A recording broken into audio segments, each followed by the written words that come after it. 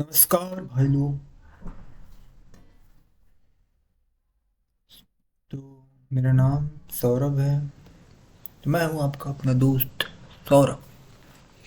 और आज हम बात करेंगे कोड फोर्सेस राउंड 107077 के डिवीज़न 2 के प्रॉब्लम नंबर ए की। ठीक ठीक। तो चलिए देखते हैं कि कैसे हम सॉल्व करते हैं क्वेश्चन, कैसे बिल्ड करते हैं लॉजिक, कैसे क्वेश्चन को समझते हैं अच्छे से। देखते हैं क्या है क्वेश्चन। तो क्वेश्चन का नाम दिया हुआ है डिविजिबल परम्यूटेशन। चलिए पढ़ के देखते हैं। ये क्या कह रहा है कि हमको एक इंटीजर दिया हुआ है n। उसके बाद हमें क्या करना है, हमें एक परम्यूटेशन बनाना है p। ठीक ठीक।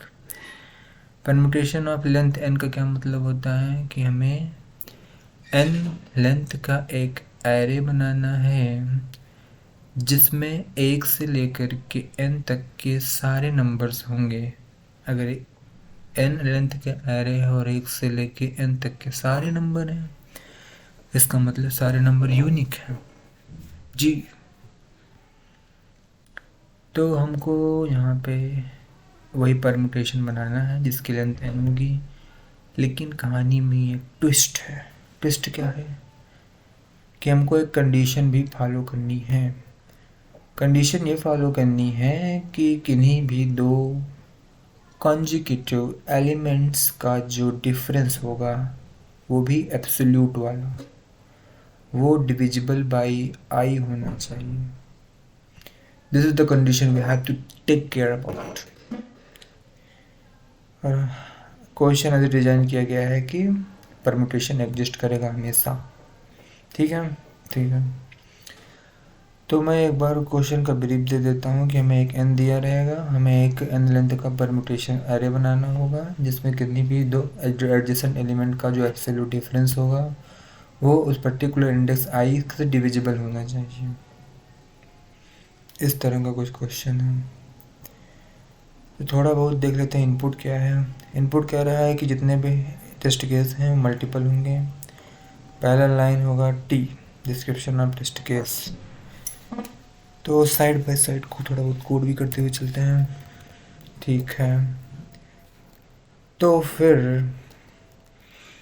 सबसे पहले हमारे पास है, हम सी प्लस प्लस की लाइब्रेरी इंक्लूड कर लेते हैं। थोड़ा बॉयल पेड़ से ही कर लेते हैं। हमारे पास होगा एक मेन फंक्शन, एक हमारे पास होगा क्या होगा, टी होगा जो हमारा टेस्ट केस होगा और सारे टेस्ट केस के लिए क्वेश्चन को सॉल्व करेंगे। ठीक है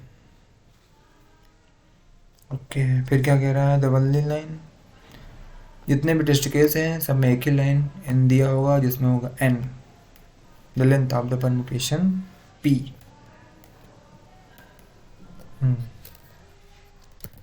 This is the n and we have taken the input. Okay, good. Now what we have to do, we तो जितना भी टेस्ट केस है हमें उसके लिए निकालना है पे लेंथ का इंटीजर अरे। जैसे यहाँ पे एग्जांपल समझते हैं। सॉरी, दो टेस्ट केस हैं। पहला है जिसमें इनपुट 2 है तो हमें 2 लेंथ का अरे निकालना है। 2 और 1 है तो यहाँ पे हम देख सकते हैं कि जो पी आई और पी आई प्लस वन है, अगर हम इसको पी आई माने तो ये पी आई प्लस वन हो जाएगा। इन दोनों का एब्सोल्यूट डिफरेंस क्या है, 1 है और ये 1 से डिविजिबल है। ठीक है, 1 बेस्ड इंडक्शन है शायद यहाँ पे। जब यहाँ पे 3 था तो ये वाला कुछ आ रहा है। तो चलिए देखते हैं कैसे इस क्वेश्चन को हल कर सकते हैं। कैसे मतलब कैसे।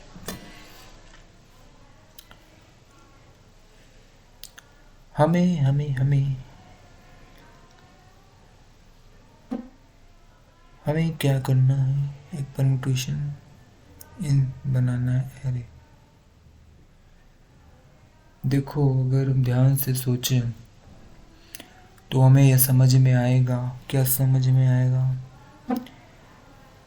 कि जितने लेंथ का एरे बनाना है और जो पर्टिकुलर करंट एलिमेंट होगा उसका जो नेक्स्ट एलिमेंट होगा, उन दोनों का डिफरेंस एब्सोल्यूट वाला हमारे करंट इंडेक्स से डिविजिबल होना चाहिए। ठीक है, हमें n दिया हुआ, हमें इतना पता है n लेंथ का एरे बनाना है और 1 से लेके n तक इनमें नंबर्स होंगे। तो एक काम करते हैं, पीछे से भरना चालू करते हैं।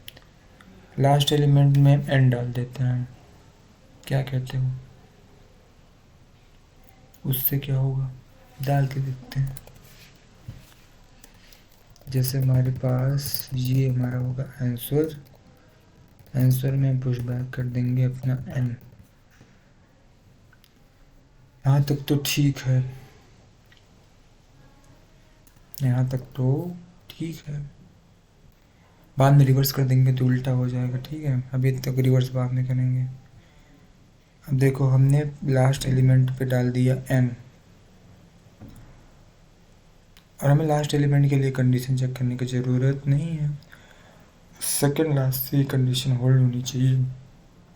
तो जब हम सेकंड लास्ट पे आते हैं, सेकंड लास्ट के लिए हमें क्या चाहिए, सेकंड लास्ट के लिए हमें ये चाहिए कि सेकंड लास्ट और लास्ट का जो डिफरेंस आए वो इंडेक्स के बराबर हो।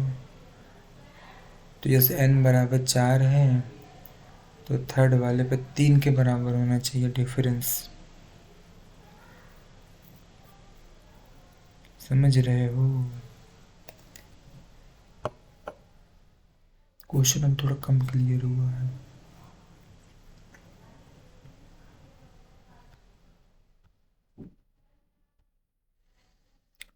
हाँ,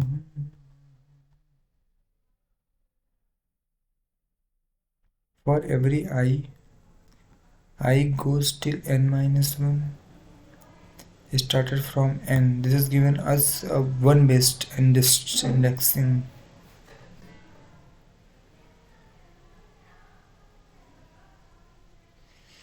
We have to check till second last element. So as we have pushed the last n, now for second last element we need some difference. हमें सेकंड लास्ट एलिमेंट के लिए डिफरेंस की ज़रूरत है।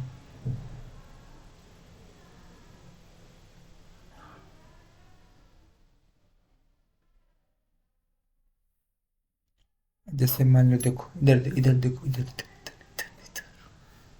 4 एलिमेंट हैं, इंडेक्स नंबर 1 2, इधर से देखते हैं, इंडेक्स नंबर 1 2 3 4।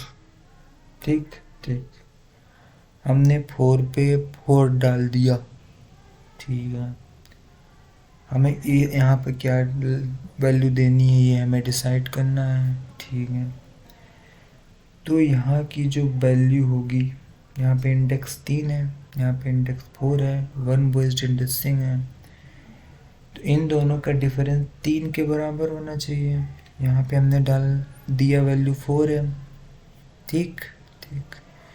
तो यहाँ पे जो डिफरेंस चाहिए हमें कितना चाहिए, n-1 चाहिए कि नहीं, n-1 चाहिए, ठीक है। तो जो हमारा यहाँ पे डिफरेंस होगा वो n-1 हो जाएगा।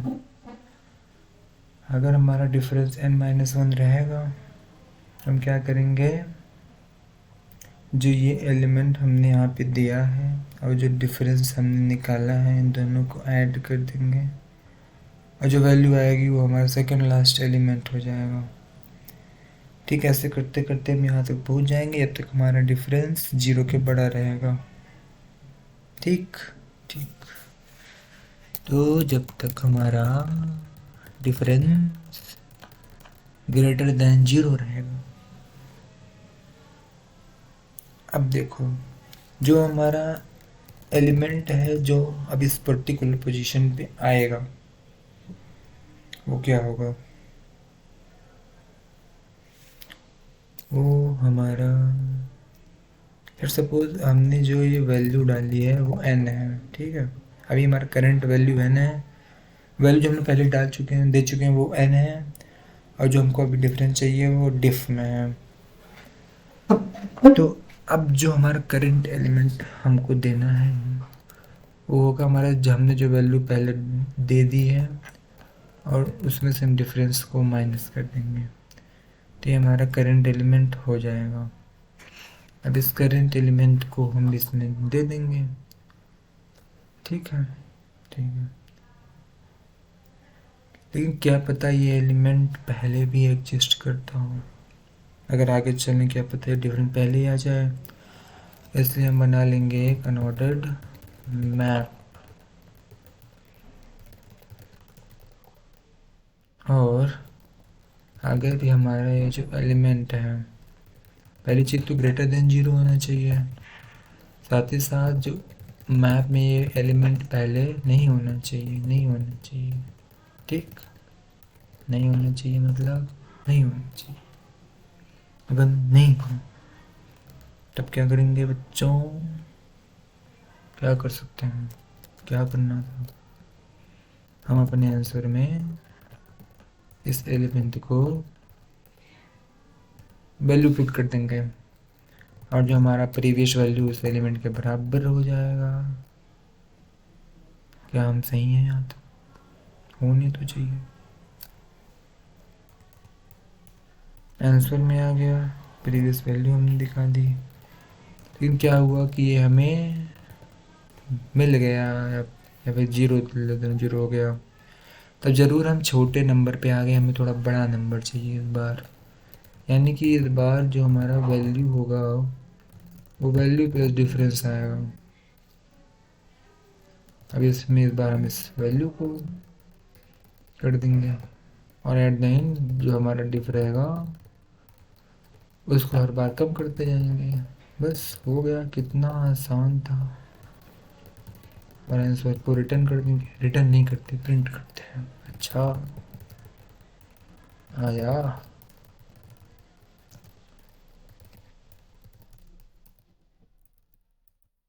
मुझे ऐसा लग रहा है मैं अच्छे से एक्सप्लेन नहीं कर पा रहा। Let me check with the test cases, let me run it.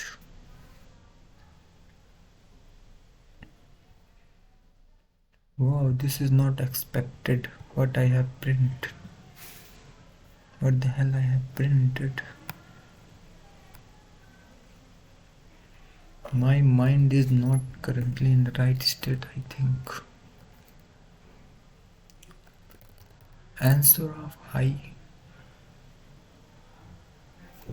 with not endl with a little bit space and finally a end of line.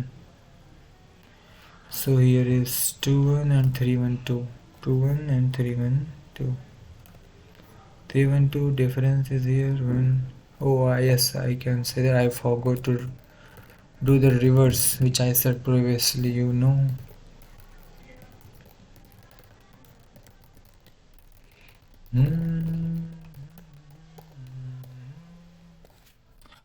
One two two one three, 1 2 2 1 3. Here difference is 1, difference is 2, difference is 1. Everything is working fine.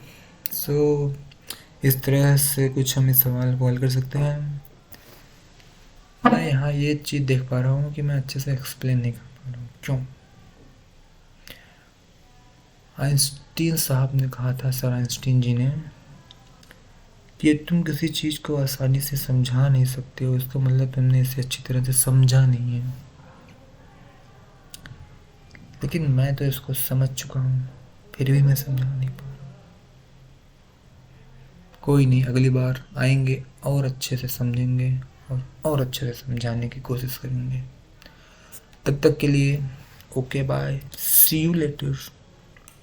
मिलते हैं अपने अगले intuition के साथ। Bye.